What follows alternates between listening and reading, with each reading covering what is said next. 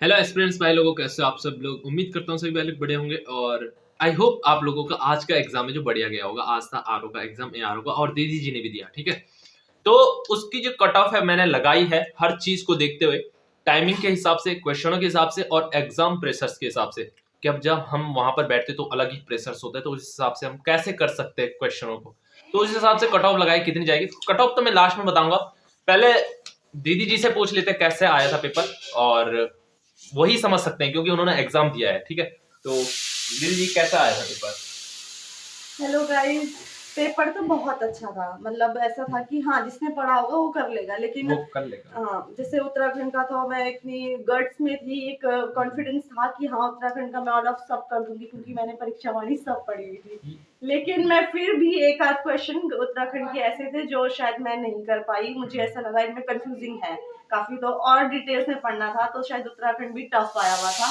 और almost reasoning में तो वो बहुत टाइम खाया मेरा। वो रीजनिंग तो हाँ वो भी है। रीजनिंग ने बहुत ज्यादा टाइम खाया। हाँ। पूरा स्टार्टिंग का 1 घंटा मेरा रीजनिंग में चले गया था। मतलब फर्स्ट मेरा यही था कि मैं रीजनिंग से स्टार्ट करूंगी क्योंकि मुझे टाइम नहीं मिलने वाला था लास्ट में, तो मैंने फर्स्ट रीजनिंग वो डिसीजन भी सही था आपका, बिल्कुल सही डिसीजन था। मैंने जब स्टार्टिंग किया तो 1 घंटे में मैं 23वें क्वेश्चन में थी। मतलब ओ माय गॉड, मैंने कहा मैं 1 घंटा हो रहा है, तब से 23 प्रश्न पे ही अटकी हुई हूँ। तो मैंने फिर 4 पढ़ ली। मैंने कहा नहीं रीजनिंग बहुत टाइम ले रहा है, तो मैंने ज्यादा टाइम वेस्ट ना करते हुए फटाफट जिनके आ रहे थे वो किए पहले, फिर बाद में फिर मैंने स्टार्टिंग फिर की मैंने जीके से, अपने करंट अफेयर से।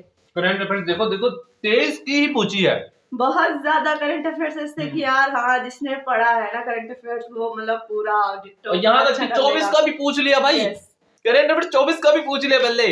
बताओ ऐसे ऐसे क्वेश्चन अच्छा पेपर था, काफी बहुत अच्छा पेपर था। मतलब कहीं पे कुछ बहुत ही नॉर्मल सी चीजें भी आई हुई थी और वो बहुत अच्छा था कि चलो कर दिया, सबने किया होगा वो क्वेश्चन आंसर। बट बहुत डिफिकल्ट भी था ही, थोड़ा बहुत दोनों ही मान के चले, एवरेज था पेपर। ऐसे नहीं बोल सकते कि काफी टफ है या फिर कुछ नहीं था, एवरेज था। रीजनिंग भी हमारी एवरेज थी। उत्तराखंड से भी ऐसा नहीं आया था कि हम पूरे अटेम्प्ट कर पाए। उत्तराखंड से भी एक आध क्वेश्चन हर किसी ने छोड़ा होगा, ये मैं श्योर हूँ। और होता है, ये तो होता है हर एग्जाम। और बाकी एक चीज और मैं बता देता हूँ, दीदी जी को क्यों उत्तराखंड में इतनी दिक्कत हुई मैं आपको बता देता हूँ क्यों उनके। क्योंकि दीदी जी ने ज्यादा फोकस किया जीएस पे। यहाँ तक कि उन्होंने परीक्षा वाणी छोड़ो, उत्तराखंड का रिवीजन भी नहीं किया जो पहले पढ़ा है। मैं सही कह रहा हूँ? परीक्षा वाणी में मैं कॉन्फिडेंस की मैं कर लूंगी। 1 महीने से आपने परीक्षा वाणी देखी भी नहीं, मुझे ऐसा लगता है जब से, है ना। और 1 महीने से परीक्षा वाणी भी नहीं देखी भाई, तो इसलिए थोड़ा दीदी जी को उसमें थोड़ा दिक्कत होगी। भाई रिवीजन टाइम टाइम पे होना चाहिए था, लेकिन उन्होंने नहीं की।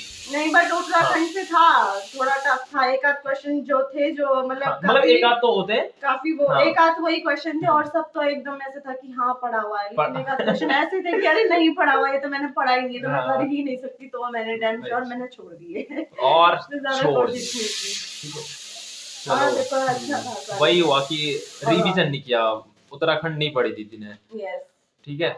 और बाकी तो दीदी जी ऑफिस जाती हैं और ऊपर से मतलब शाम के इवनिंग के जब आगे ड्यूटी से आगे तो 1-2 घंटा तो उसमें पढ़ना बहुत बड़ी बात होती है, जॉब के साथ पढ़ना। कुल मिला के बढ़िया है। बेस्ट ऑफ लक आपको आगे, ये नहीं तो आगे बढ़िया ही होगा। बिल्कुल तैयारी करते रहो, ऐसा नहीं है कि आप जॉब कर रहे हैं तो ये नहीं कि पढ़ाई छोड़ दी, साथ कंटिन्यूस करते रहो। कोई नहीं, 1 आध घंटा अगर आपको मिल जाता है तो आप करते रहो। मैंने भी यही सोच के स्टडी की है कि चलो शाम के टाइम पे थोड़ा मूड फ्रेश हो जाता है तो पढ़ लिया, नॉलेज बढ़ती है हमारी, तो करना चाहिए सबको। बहुत बढ़िया, थैंक यू सो मच आप हमारी वीडियो में आए और आपने बताया। लो गाइस तो भी खा लो, मैं निकाल लेता हूँ, आप फिर इसको लेके जाइए। ठीक है, तो अब मैं बात करता हूँ आपसे कट ऑफ की, ठीक है। ठीक है, तो चलो कट ऑफ के ऊपर बात करते हैं। हमारा प्रेशर है जो चीटियां बहुत जोर जोर से मार रहा है, कोई नहीं उसे मत सुनना, आप मुझे सुनो, ठीक है। मेरे पास है 20 सीरीज का पेपर। जीएस की बात करो ठीक ठाक थी, बढ़िया थी, आसान नहीं थी। उत्तराखंड की बात करो, देखो कोई, मैंने आपको बोला था कोई ना कोई क्वेश्चन ऐसे होते हैं उत्तराखंड से कि जो आपको नहीं आएंगे, छूट जाएंगे, कुछ में कंफ्यूजन होता है, लेकिन ठीक ठाक थी उत्तराखंड में।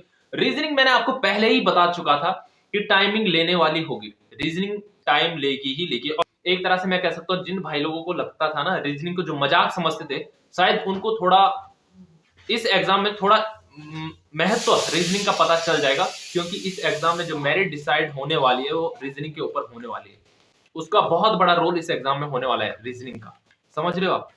तो कुल मिला के अगर मैं देखूं एग्जाम प्रेशर्स को देखते हुए या क्वेश्चनों को देखते हुए, टाइमिंग के हिसाब से जो आपकी मेरिट कितने जाने वाली, तो 100 और 110 जिसके बन रहे हैं, सेफ समझना खुद को। आप लोग सेफ हो, आप लोग सेफ हो, इससे ज्यादा नहीं जाने वाली, कन्फर्म है, कन्फर्म। ठीक है, तो बाकी पेपर जो सॉल्व किया है तो उसकी वीडियो कल डाल दूंगा मैं। ठीक है, तो ठीक है, सभी को बेस्ट ऑफ लक। अगर बढ़िया नहीं भी गया पेपर तो तैयारी करते रहो, आगे आने वाले एग्जामों में बढ़िया चला जाएगा। ठीक है, गिव अप नहीं करना दोस्त, तैयारी कंटिन्यू रखोगे तो एक पेपर निकल ही जाएगा। एक पेपर बोले तो आगे आने वाला पेपर है जो निकल जाएगा। इस पेपर में जो गलतियां की उनको सुधारना है। ठीक है, तो सभी को बेस्ट ऑफ लक। अच्छे से पढ़ाई करो, अच्छे से तैयारी करो, और मुझे भी तैयारी करनी है। ठीक है, तो ठीक है, बेस्ट ऑफ लक दोस्तों। और इस वीडियो को करते यहीं पे एंड में, मिलता हूं आपको नेक्स्ट वीडियो में। Thank you so much.